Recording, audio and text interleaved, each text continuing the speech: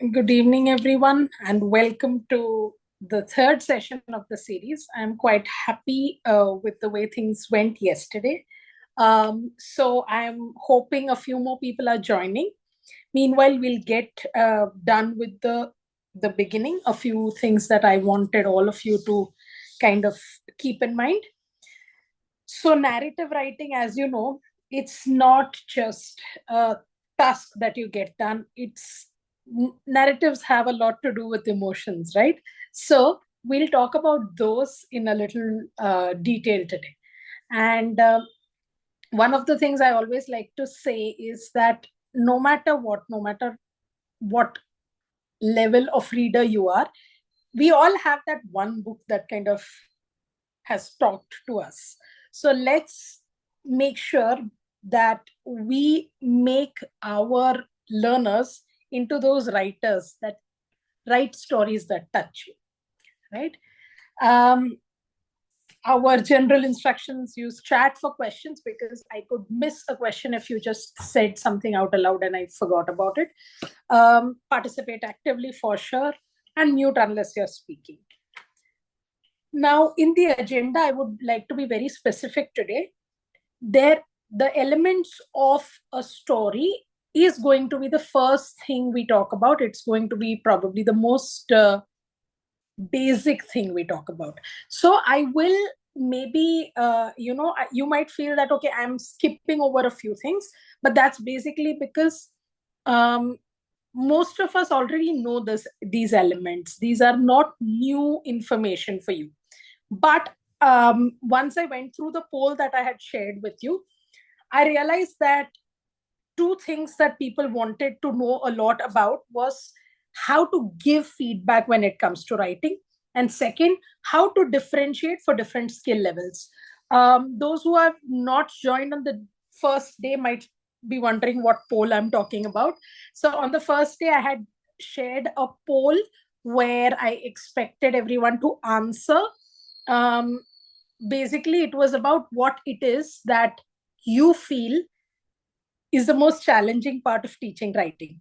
So, in case you have not answered that, I would like you to do so today because there are still two more sessions to go, and at least now we should make sure that our questions get answered.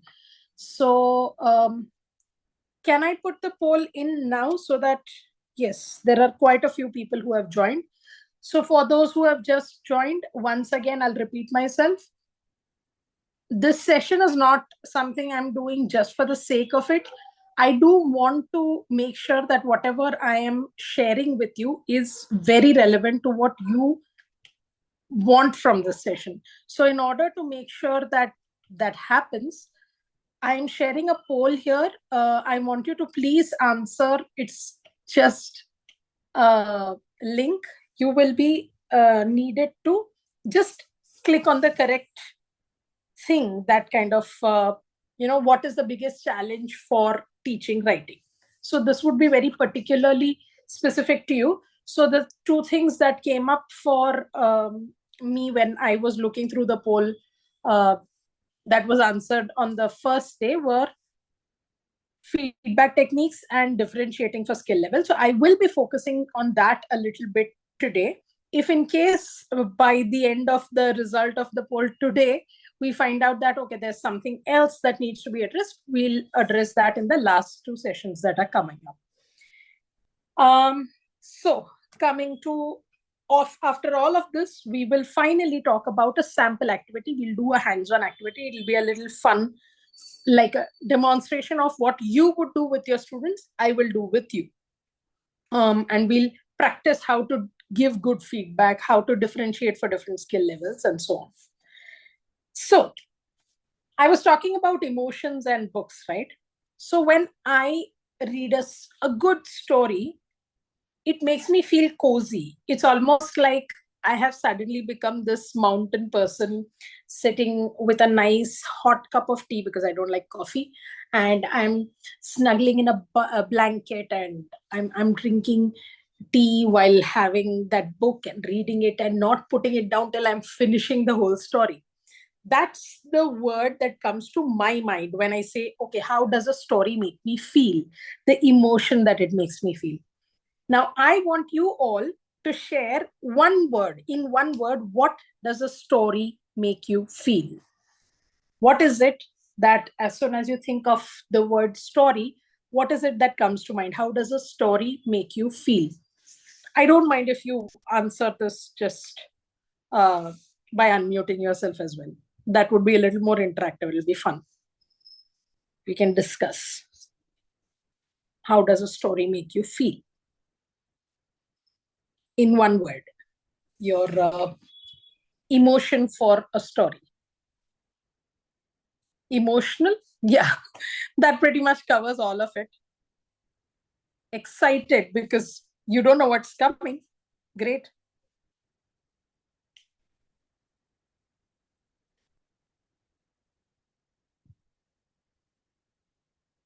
Yes, anyone else? How does a story make you feel?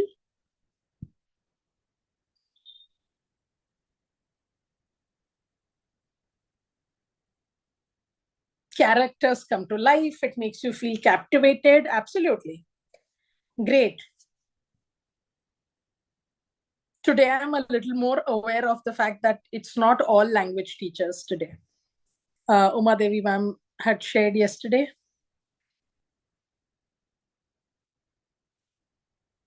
It increases imagination. It shows you, teaches you values. Yes, absolutely. We'll talk about theme today as well. All right, great. Great points that you all have brought up. And if you think about it, all of these things, this list of things that we talked about, that is how a story makes you feel. And if you think about it, if you are teaching your children to write, you need to teach them in such a way that they are also able to make others feel this way. They are able to make others feel emotional, excited to read the story.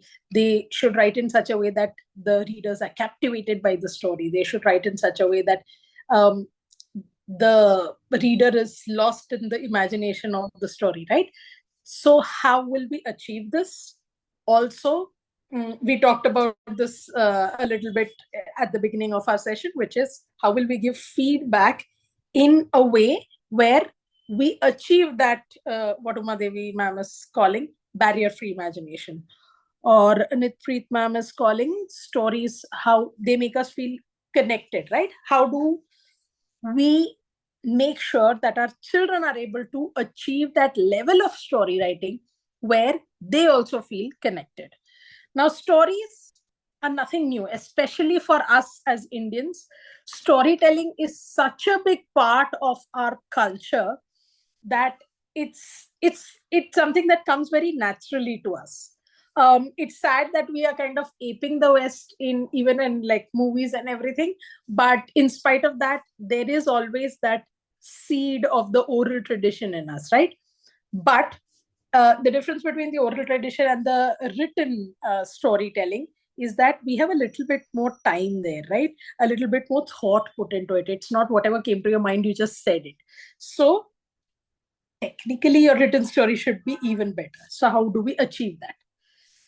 First, we need to keep in mind the 5 elements of story writing or narrative writing. Let's talk about the 5 elements. I'm going to go through these a little faster, but I am aware that there are some of you who are not language teachers. But if you still want to like make sure that you're understanding everything perfectly, and if I'm going too fast, please stop me. I will gladly explain each aspect in more detail. So the first aspect is character. So sometimes I have heard children saying, wait, I don't know what my character is going to be till my plot is clear. But I would argue that if you have a good character, sometimes you can develop a plot around that character. So have your character very clear in your mind. Usually, the characters would be the protagonist, if there's an antagonist, an antagonist, and all the others that kind of play smaller roles in your story. And most importantly, if you go back to the descriptive writing we talked about yesterday, it has to be written in a way, your character has to be written in a way that it becomes a, again, show, don't tell. Don't tell me that your character is smart. Show me the character being smart. Don't tell me that your character is sad. Show me your character being sad. All of these, see, you have to remember all of these are interconnected. It's not like you can write a great story, but there'll be no descriptions. That's not possible, correct? So all of these kind of feed into each other. Second is the setting. Now, coming to setting, the time and the place. It could be the present or the past. It could be a description of a place. Sometimes suppose you're writing a historical story, then the time becomes a very important aspect, or time travel in some way. That again, time becomes extremely important there.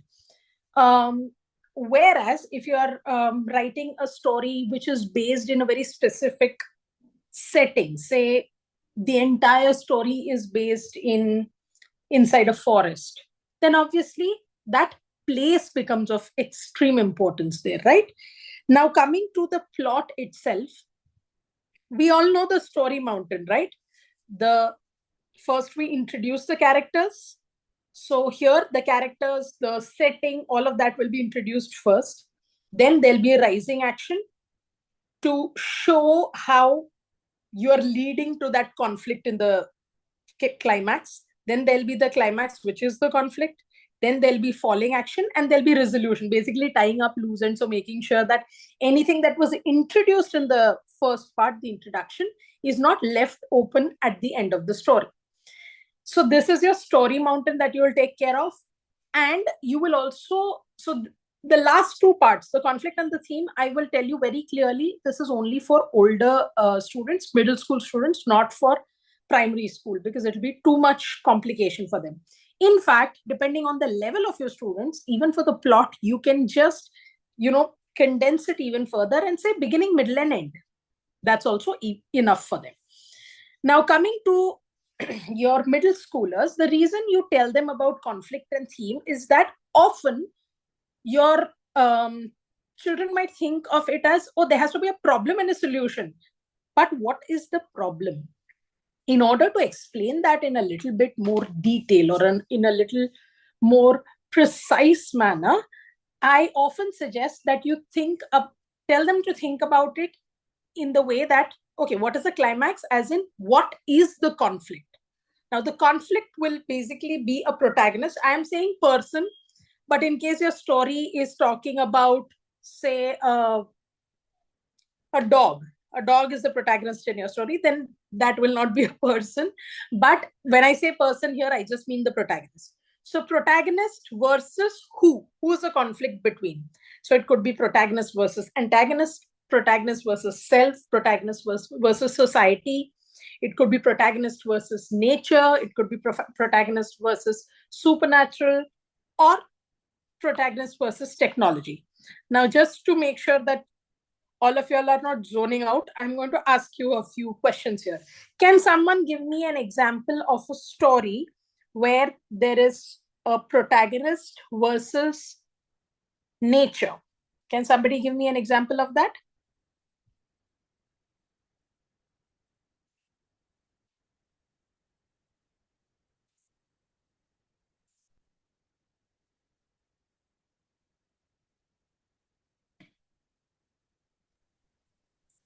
Deforestation. Okay, so maybe if we are writing the story of that Chipko movement, that is protagonist. Actually, that is protagonist versus other people. Hello. Archana ma'am, can you explain yourself how you mean deforestation is protagonist versus nature? This is actually protagonist and nature on one end, and people who are destroying the forest would be on the antagonist end.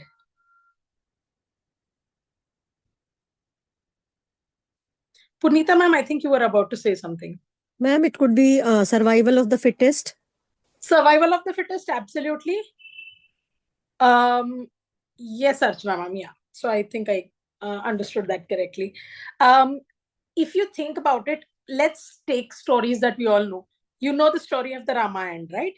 So that part where we are talking about once Ram, Sita, and Lakshman go to the forest and all the different forces of nature that they fight against, that part of the story is the conflict is protagonist versus nature.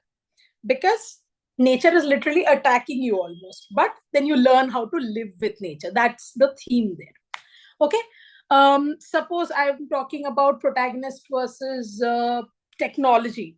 So all these sci-fi stories with robo and some kind of AI becoming a sentient being and attacking human beings, that would be protagonist versus technology. I hope the others are quite clear.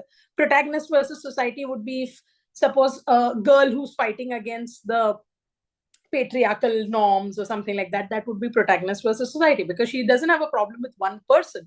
It's about society in general, that kind of conflict. Now, I'm sure you understand that when we think about it in this manner, what happens is it kind of opens up our perspective. Now, whenever you read the next story, I want you to think about this. Okay, what is the central conflict in the story?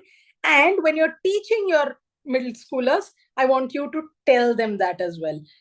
Get them noticing these things, because then they'll be able to apply that to their own right. Now, coming to the theme. Now, the theme is not essential in your story, but the theme, honestly, is the one that creates that emotion in us. And that's beautiful. So, I mentioned the Ramayana, so it's about the good versus evil. There are themes. Probably good versus evil are the easiest stories to write, right? But there's also revenge could be a theme. A story, actually, Mahabharata happens to be a story of revenge, if you think about, right?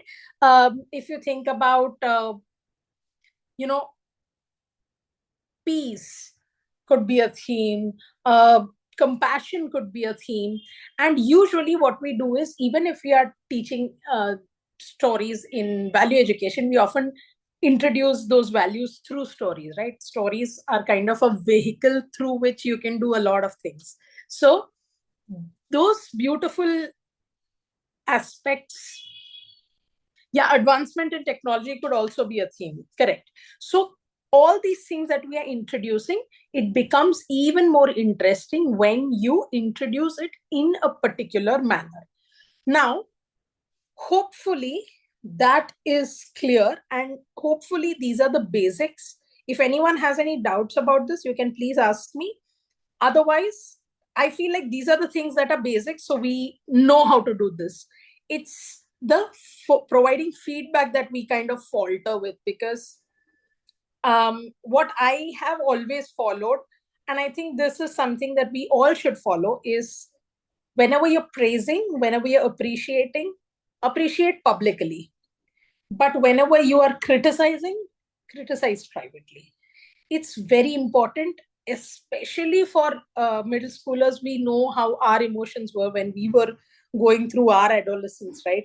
So we need to make sure that we are clearing it very nicely with them, that see, what we are doing here is we are trying to make, like, improve. I remember my Hindi teacher used to give me this example. uh, Hopefully most of you understand Hindi. That we are like potters. As teachers, we are like potters.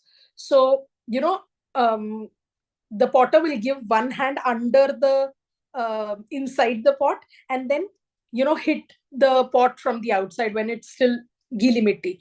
So on the outside it might look like, oh, they are just hitting the pot, but on the inside you're also giving support.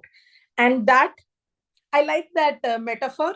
And because this is narrative writing, I also used a metaphor for the feedback. I'm saying that providing feedback is like a lantern in the narrative journey. So if you think about it, what is going to happen is, in the narrative journey, when the path that you're taking, it is well lit, then writing becomes less daunting. It doesn't feel, oh my god, I have to write like 350 words, how am I going to do that? Let's make sure that the moment the child sees a writing task, the child doesn't feel, oh god, how will I get it done? Instead, the child feels excited about doing it. So how do we achieve that? Like I said, praise publicly, criticize privately. That is the general theme I think I would say for all of this. But let's go into a little more detail. The first thing I would say is shine brightly on the strengths, which means wherever, like in the forest of their writing, wherever you see clearing, okay, this is the part that they've done well, celebrate that, share that with the rest of the class. Believe me, you will see so many others making that effort because they want to be praised as well. I talked about this in a little more detail yesterday. Second, gently illuminate the shadow. So here we do it in a private manner. Also, whenever you're writing your notes, whenever your child writes a story, you write, give feedback in terms of notes, right? Make sure that the notes are also kind of sandwiched. Give them what you have done well. Okay, these are the things that you've done well. Your vocabulary is very good. Your structure is, and then you put in the things that are not working well. I think you need to work on your climax. And then finally say overall good effort. That way the child feels that yes, teacher has told me what I'm doing badly, but the teacher has made an effort to find the good things as well. I know it'll take a few minutes more per book to correct, but believe me, eventually you will only have positive things to say, which is a great thing, right? That's what we all want to achieve. So gently guide them to see opportunities. No, don't see them as mistakes, more about seeing them as opportunities. Oh, this is where I can improve. And once that mindset change has happened, they will, you're not just doing this for yourself, you're also doing it for the other teachers. If you think about it. Can I have everyone muted, please? Thank you. So what you will see is that most of us often see, as soon as somebody says something about our work, the immediate response is, am I not doing well enough? No.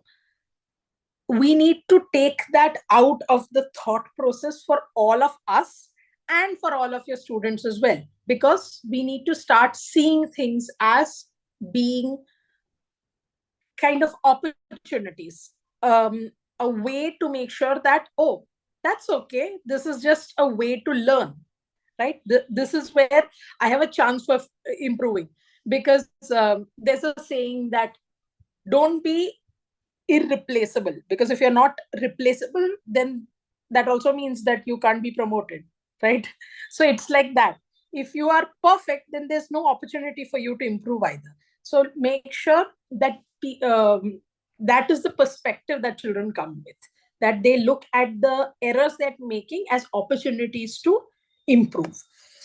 Third thing, equip them for the journey. Make sure that you are providing very actionable, very specific strategies. I'll give you an example.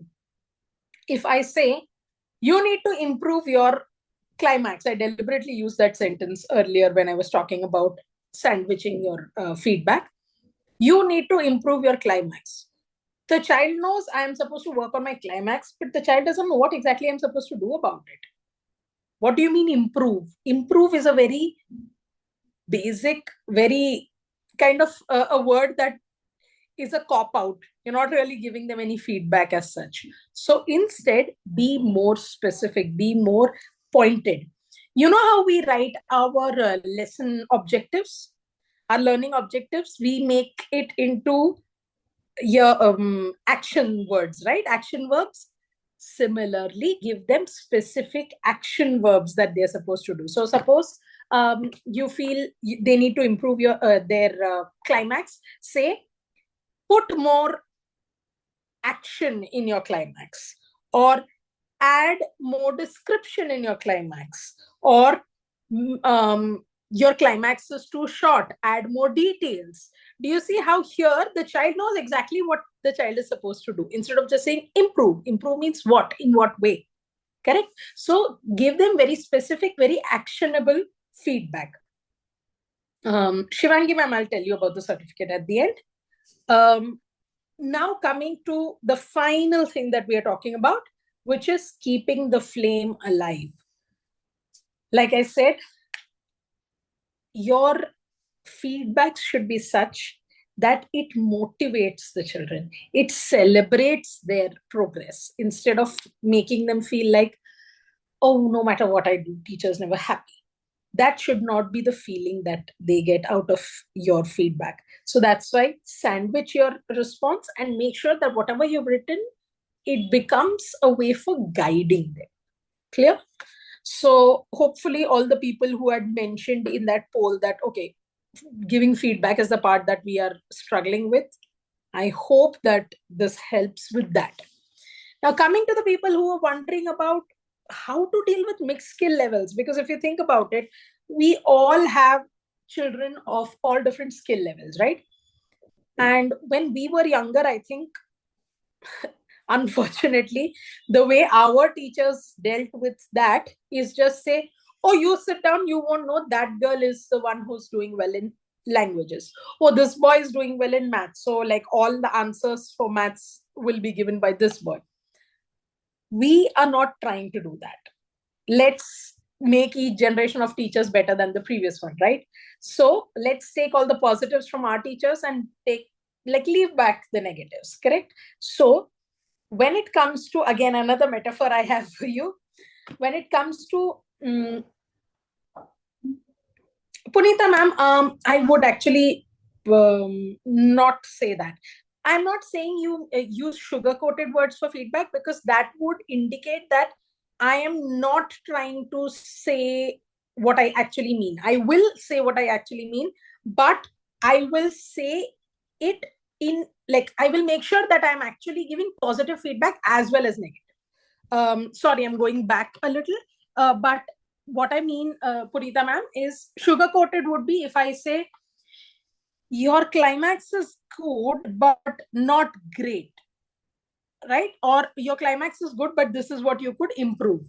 But I'm saying, yes, if climax is bad, say it is not good enough. This is what, this is where the improvement is needed. But make sure that you mention that, say, the vocabulary was great. And mention that first so that the child feels, okay, the teacher is not out there to attack all the work that I do. Correct? That's what I mean. I hope that is clear. Thank you. Okay, so another metaphor that I was referring to, conducting harmony. So what I mean is, if you think about it, our classroom is like an orchestra, right? All different instruments being played, a violin, a cello, some drums, some piano, and every person has their skill. But we, like, as a teacher, I am the conductor of this orchestra. I am supposed to make sure that they are all doing their part well so that it becomes a beautiful orchestra together. Now, here, what I mean is not that we are together writing one story, but what I mean is we are able to learn from each other as well. So how will we do that? How will we conduct harmony in mixed skill levels? To conduct the classroom orchestra, first we will set the rhythm. What I mean by that is, we will make sure that in the beginning at least, we differentiate tasks by skill level. So that doesn't mean that a child which has very basic skill level doesn't do the difficult task. It just means that that child will do all the steps in the task rather than just skipping to the last. So in writing a story, when I say skill level, the first stage would be reading a story and maybe replacing certain basic vocabulary words with complicated vocabulary words or more stronger vocabulary. So for a child who is at a higher skill level, you could let them skip that stage because they already know this. This is not such a big task for them. So here you're differentiating task by skill level, but you are basically, it's like telling children that there are 5 steps to this, but you are a very, very advanced learner, so you can skip directly to step 5. But you, on the other hand, you will require a little bit of support there. So let's do it step by step. That is what I mean by setting the rhythm. Now, composing for collaboration. Here, whenever there are group activities, make sure that you are blending the skill levels. This is not peer review. Remember, this is not peer review. This is not, last time I talked about how when it comes to peer review, don't give, very, very varied skill levels in peer review when they are reviewing each other. But this is about group activity where they are maybe writing a story together. Maybe they are in a narrative conducting a treasure hunt together. So there is a narrative to a treasure hunt also, right? So if there are different skill levels, each person can be given a specific task so that everybody feels that they contributed. The one child might have contributed just making sure all the vocabulary words are correct. The other child might have actually framed all the clues in your treasure hunt. But in spite of that, there is involvement of every child, and that is why you blend all the skill levels in a group, and they obviously learn from each other as well. Now, also offer solo ensemble time. So what that means is solo as in solo activities and ensemble as in team-based learning. So don't always have only group activities or only individual activities. Even in a story, there can be collaboration. And also, if it is only collaboration all the time, then certain children will not learn certain skills at all. So here we need to make sure two things are happening. That children who are at a lower skill level are not feeling overwhelmed, but at the same time, children who are at a higher skill level are not feeling that they're not challenged enough. So to balance that, we also give them solo activities so that the children who are all doing well flourish, and the children who are struggling a little, you can give them individual, help. We always do this, right? If they're writing something, we go around the class, give them suggestions. Make sure you do that. And obviously celebrate the symphony. So showcase the students' progress. I talked about maintaining a portfolio of their writing. It helps to a great extent. They themselves can say, oh, I was here and I came here. Correct? So celebrate that progress, and obviously foster a supportive and inclusive environment. And that is how keep conducting. Be the guide that you need to be the facilitator that you need to be.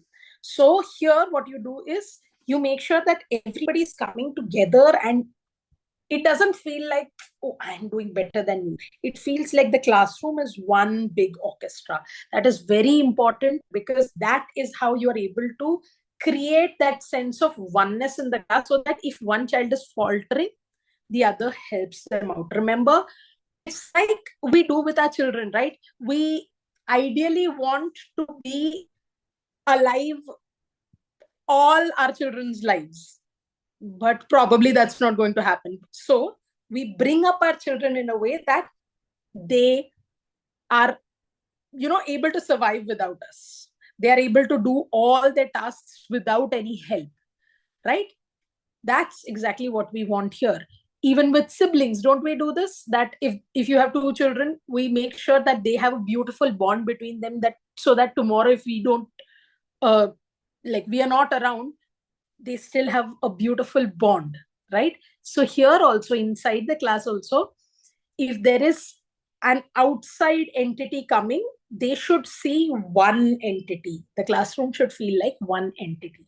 And only then there is that helpful, learning that is happening.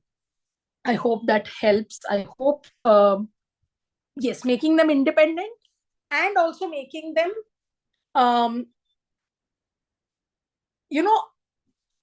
there is, I want to differentiate between this. Often, some people have this weird notion that if I'm independent, that means I don't need anyone. That's not independence. That is just being an island. We are not islands. So, on the one hand, absolutely, we want to make them independent. But at the same time, we also want to make sure that whenever somebody else needs help, they are ready to provide. And whenever they need help, they don't hesitate to ask. That is how you create family like environment there. Like I said, an orchestra. So this was about mixed levels. Now I talked about a lot of things. Let's actually try it out. Let's put it into practice. So how we do this is, there is this small paragraph that I've written, a very short paragraph. Can somebody please read it for me? Can somebody volunteer? Yeah. It was a quiet evening when the doorbell rang. As Priya opened the door, she found a soaked and shivering stranger standing there. Can I come in? The stranger asked. Very Let's simple, very, yeah, 1 second, Parvati ma'am. Thank you so Yeah. much. That's it. Very simple, very short passage, right? So now imagine that this is an activity I'm doing in class. So I'm going to keep two things in mind. I'm talking about how to do it in a tiered manner. That is all skill levels I will deal with. Second, I will talk about how to give feedback on activity that you're doing in class. Now imagine that here, this is a story that I'm just giving a prompt for a story. I have not still given all the details, right? So who would like to volunteer? I want to demonstrate this. So the people who have already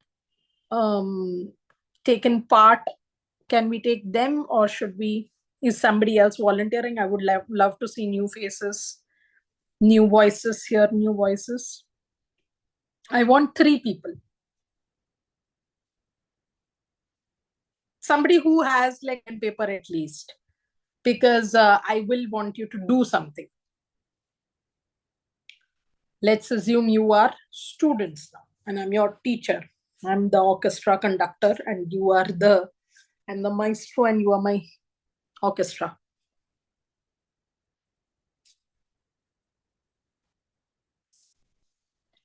Parvati ma'am, since you read, would you like to volunteer with something? Punita ma'am, Uma Devi ma'am. Yeah, what do you want me to do? I'll give you the task. Okay. So first, so Parvati ma'am, would you be okay with enhancing the vocabulary of what is already written? So wherever you feel that, okay, this could have been written in a better manner, I want you to tell me what those things are. You can write it down in your paper, or if you want, we can make the changes here. Shall we do that? Let's actually do that, so that it'll be fun to see how it kind of develops, the story kind of develops. Let's do that. Okay. Sorry, can you see that? I'm not sure. I'm not able to see it. What is it?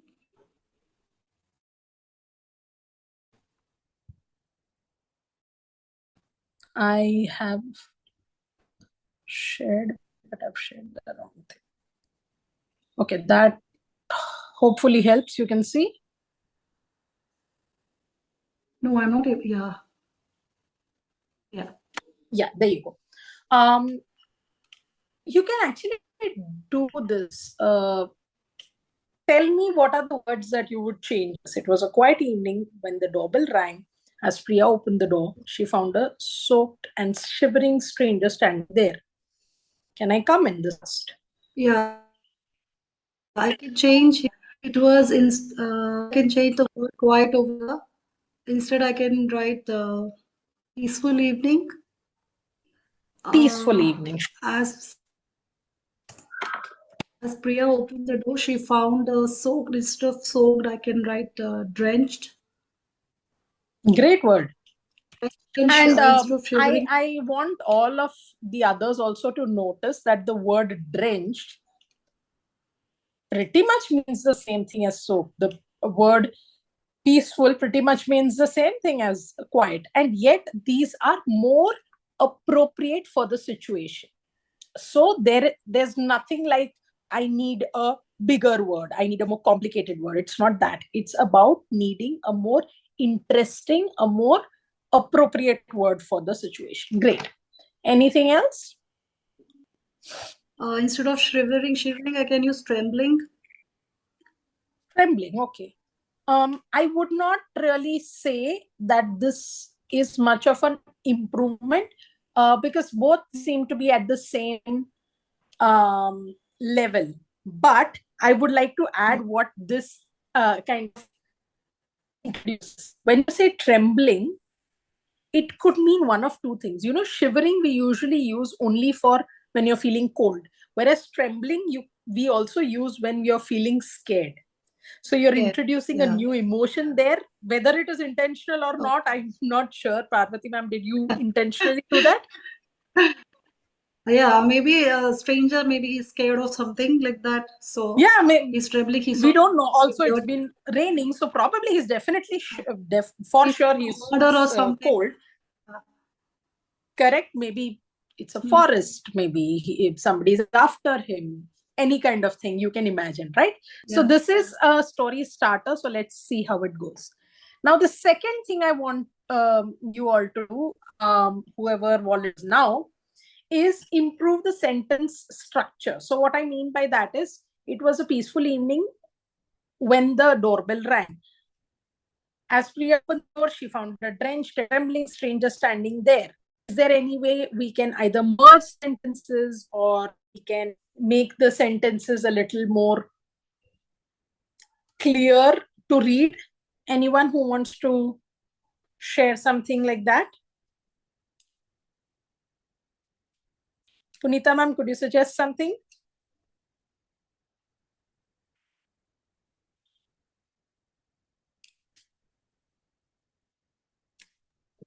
Ma'am, you want me to merge two sentences? Make changes to the structure in any way that makes sense to you. I suggested either merging or structuring sentences in a different way. But what makes sense to you? On a rainy evening, on a rainy evening, as Priya opened the door when the door no.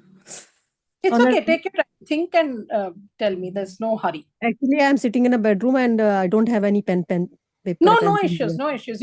Actually, you know what? I'll help you by writing it right away, so that she was you can surprised see to how see. it is going. She was surprised to see a drenched stranger standing there.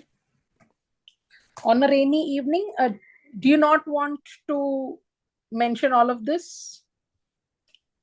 No, I would like to include this also. So when the doorbell rang? No. On a rainy evening, Priya heard a doorbell rang. When she opened the door, she was surprised to see. Is that a new sentence? On opening the door, opening the door, she found her. She was surprised to see a drenched stranger standing there.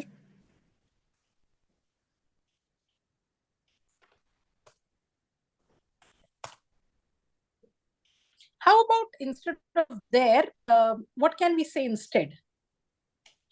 On a rainy evening, Priya heard a doorbell ring. On Standing in front of her. Standing in front of her. Any other suggestions? She was very apprehensive of. Can I come in? The stranger inquired. Okay. So that part you just changed asked to inquired, I believe, right? Okay. But at the back of her mind, she was very apprehensive of letting him in. Do we need back of the mind? Because I feel like apprehensive is usually at the back of the mind because you're not openly saying that. So in the heart of heart. In the heart of heart. Okay. Apprehensive to let him in. Okay. Very good like opportunity to tell you something. Now, if you think about it, in the heart of hearts, great expression. But if you put it here, it will be, but she was apprehensive to let him in the heart of heart. So there'll be two ins, one after the other, which structurally just sounds a little awkward. Correct? So we usually avoid those kind of sentences. great improvements, but I think Archana ma'am is doing a great job in the chat. Let's share those as well. Yes, ma'am. Parvati ma'am has also shared a few things. Let me actually, can you all see the chat?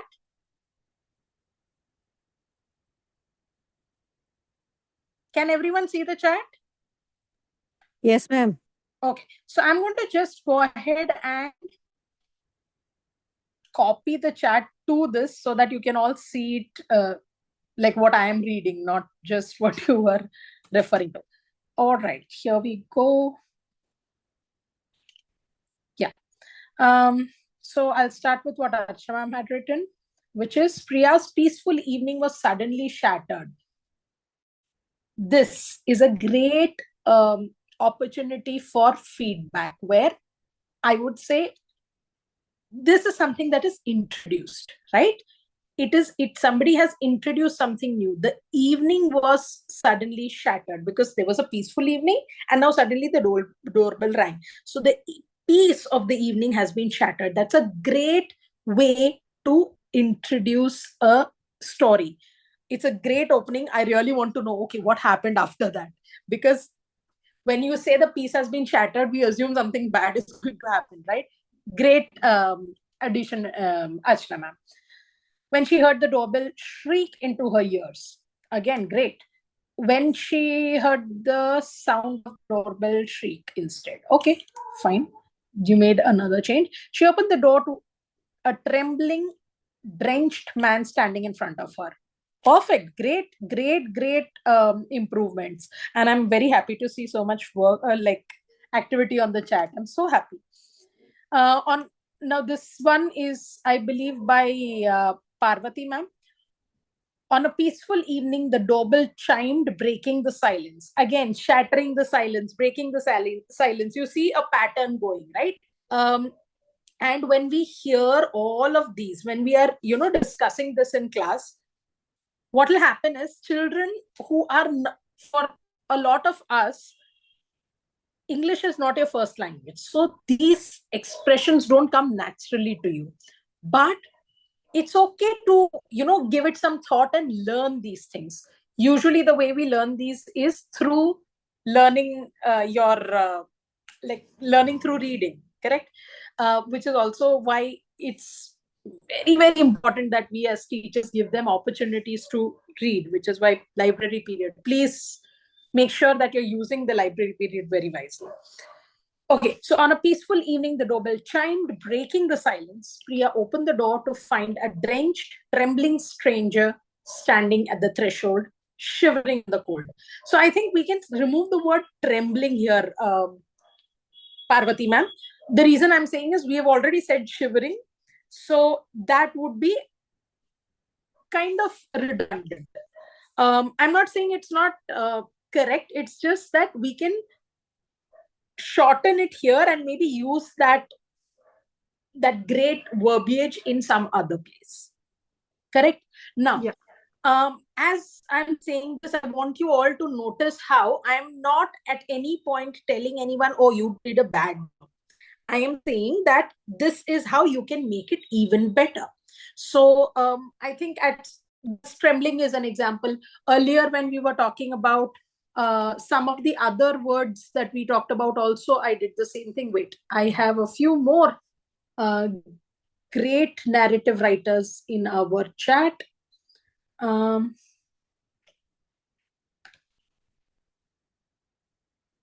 Jayashri, no. Shelby ma'am has said to her shook. Wait, did I miss something, Shelby ma'am?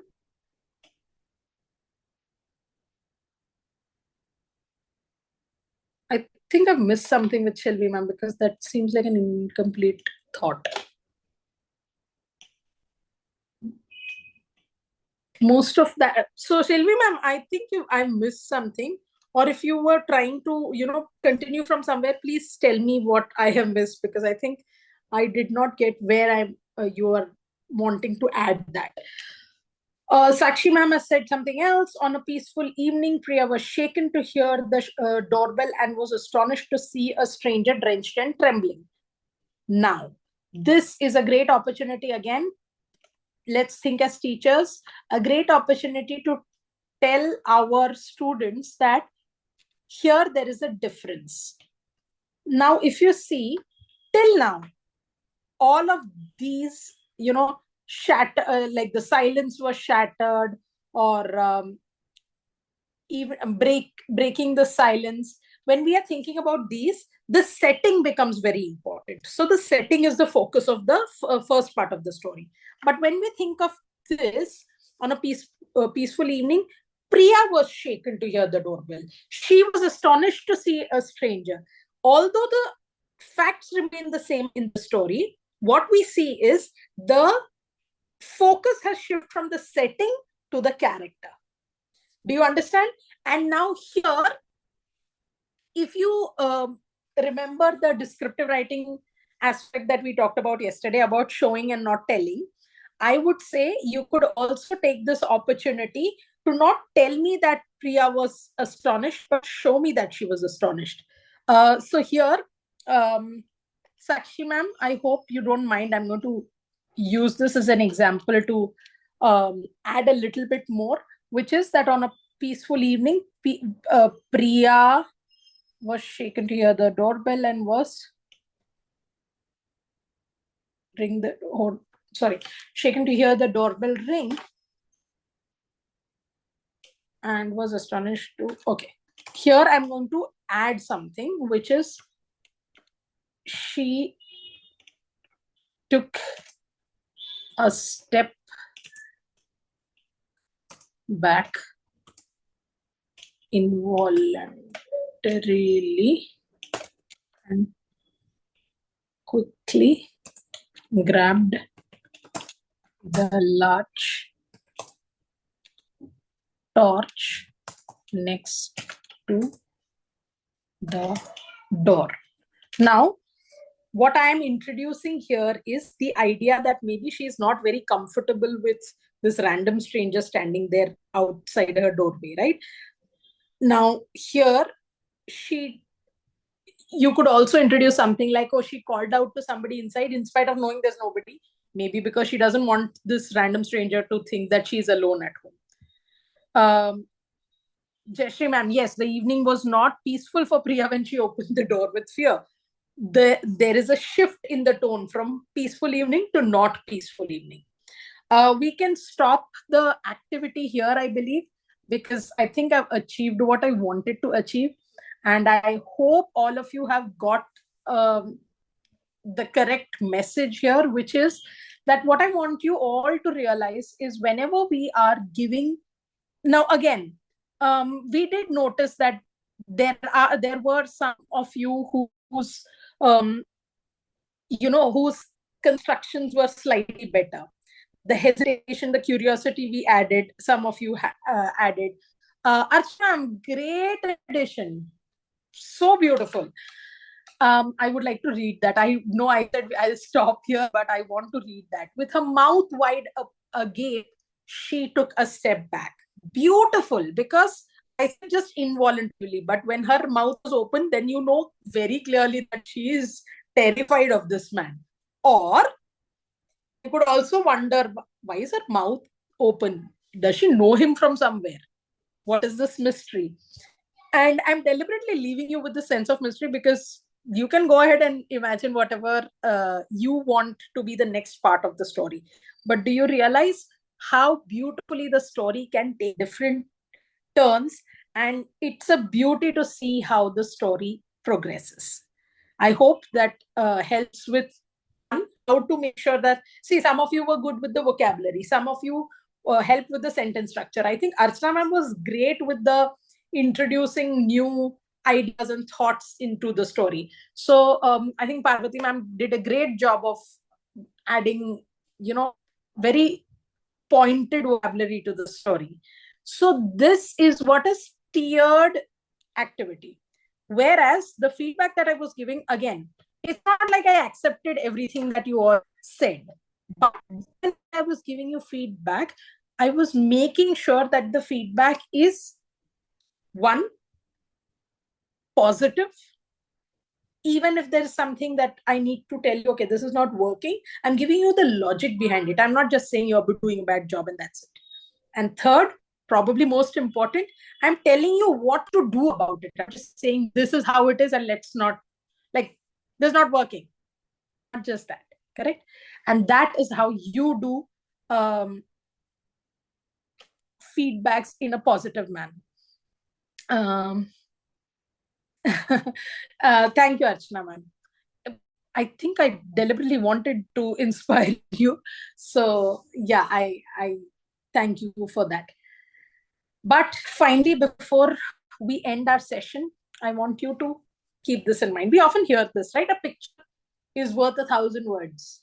Yes, a picture might be worth 1,000 words, but a good story is worth 1,000 windows. And we saw at least 3 to 4 windows open up right here, right? I just gave you one small introduction to a story, like a prompt, and you saw how the story was going in so many different directions. It was beautiful to see how the story is almost, taking on a life of its own, the different windows through which you're seeing. Is Priya, acquainted with this new person that she's seeing? Is she afraid of him? Is Priya just alone in the house and that's why she's hesitant to open the door for a random stranger? Is Priya just watching TV and doesn't want to entertain some random person who wants to walk into her house with wet shoes? What is it? We don't know. Which window are you going to open, right? And right, like I'm saying for you, same thing for your students. Which window are they going to open? That's the beauty of this entire process of narrative, because there are 1,000 ways in which it can be taken, and that in order to open those windows, the basic skills children will need, and that is when you support them. Finally, like I said, every student is a seed of a story, right? And as teachers, we nurture their growth. We allow them to blossom into brilliant storytellers. And I'm saying allow them to blossom because I'm not saying that these are skills that,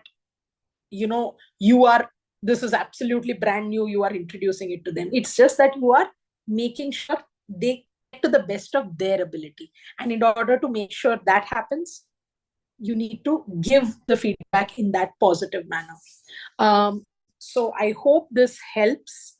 And for those who, a lot of you actually, I believe, joined in late. So I'm going to leave the link to the poll once again.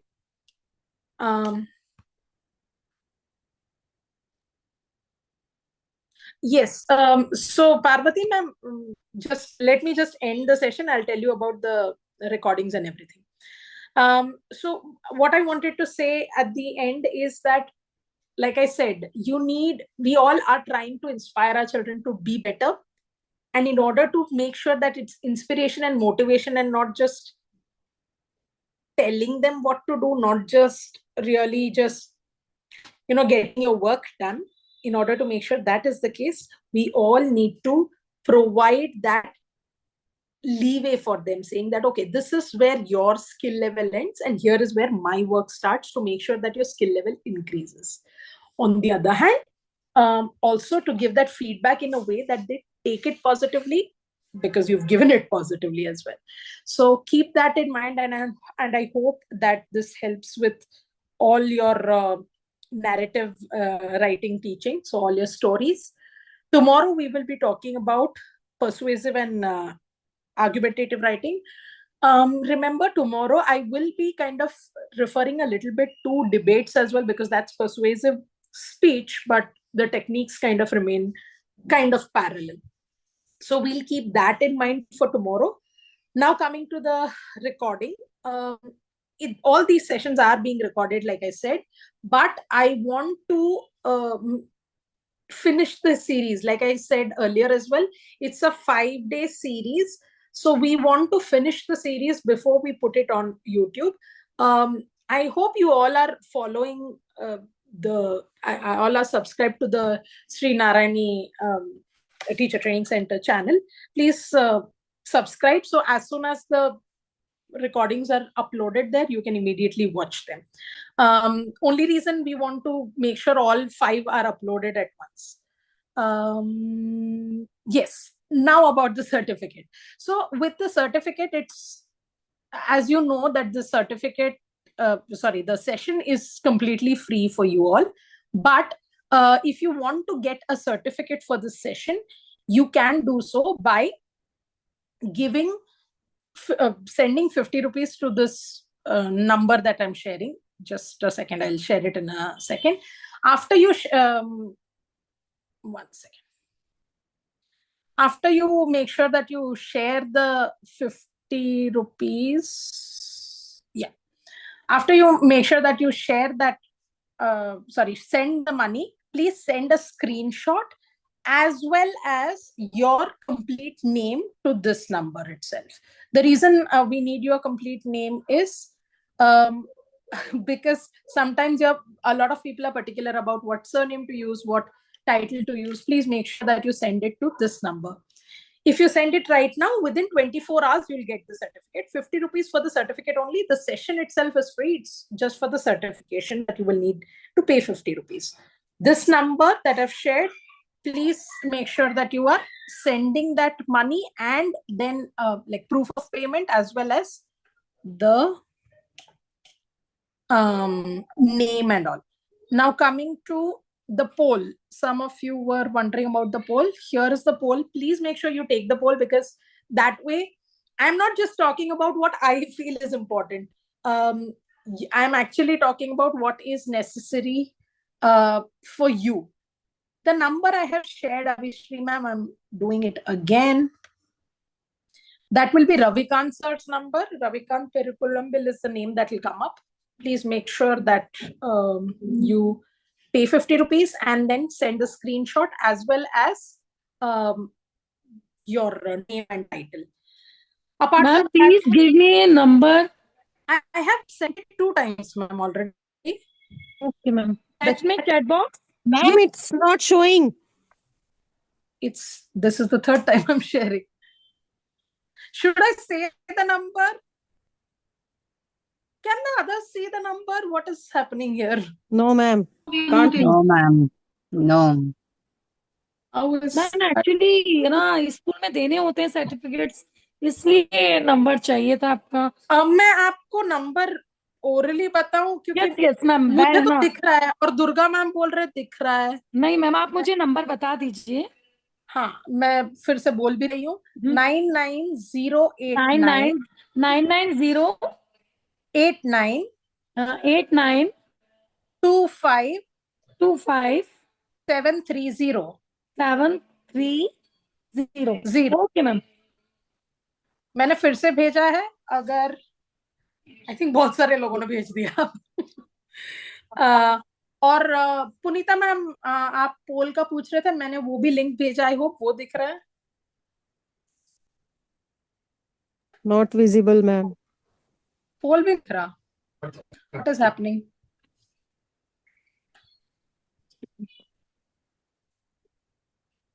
Poll is not here, is what they're saying.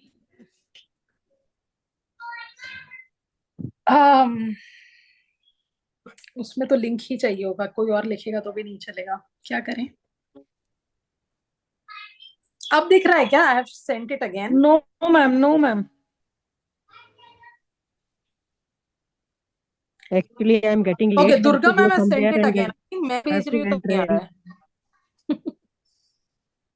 Okay. Any feedback if you have, please share that. Otherwise, we are done with this session. We have 2 more days to go, which will be persuasive and argumentative writing tomorrow, and general creative writing, so poetry and things like that, on Friday. With that, we'll end the session, and we'll take any doubts that you have. Please collect them, and on Friday, because we will make the creative writing session a little shorter, since it doesn't have much scope in CBSE. We will make it a little shorter, keeping our focus on the CBSE format.